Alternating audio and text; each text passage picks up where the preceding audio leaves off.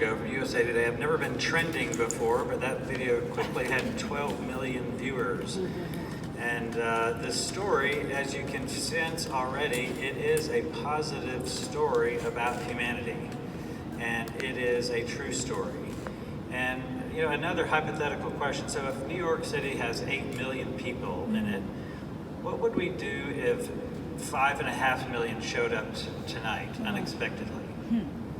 That's what makes this small town so unique. It's the proportion of people that live there versus the people who were stranded. What I experienced was, it opened my eyes. It took me many years to sort of look back at it this way, but I was able to witness for 7 days what it was like to be like a refugee. We needed food, we needed clothing, we needed shelter. So on our plane, I was on the plane on the upper left side, the Air France flight, sitting over the wing on the right-hand side of the window. And we sat there for 15 hours after we landed on the tarmac. 15 hours. Some people were on the plane for 28 hours. There's a whole song in the musical Come From Away called 28 Hours. And what's unique about this picture is there are school buses on the tarmac. Why are there school buses? Raise your hand if you've seen the musical Come From Away.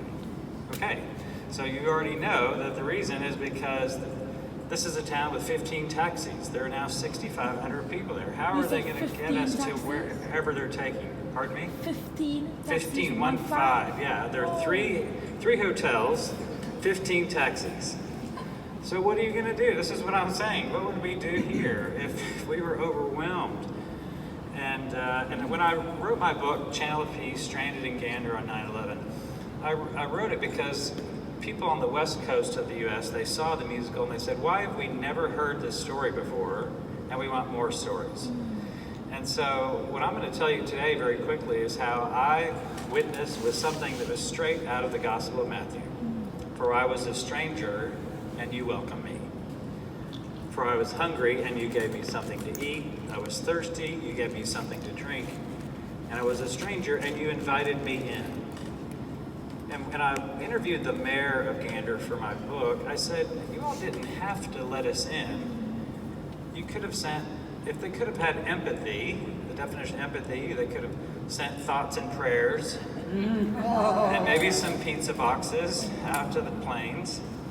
But they literally allowed us into customs, through border protection, and then into their community colleges where I stayed, their churches, their schools. They closed everything down without blink of an eye. And I asked the mayor, why did you do it? There might have been other terrorists on some of those planes.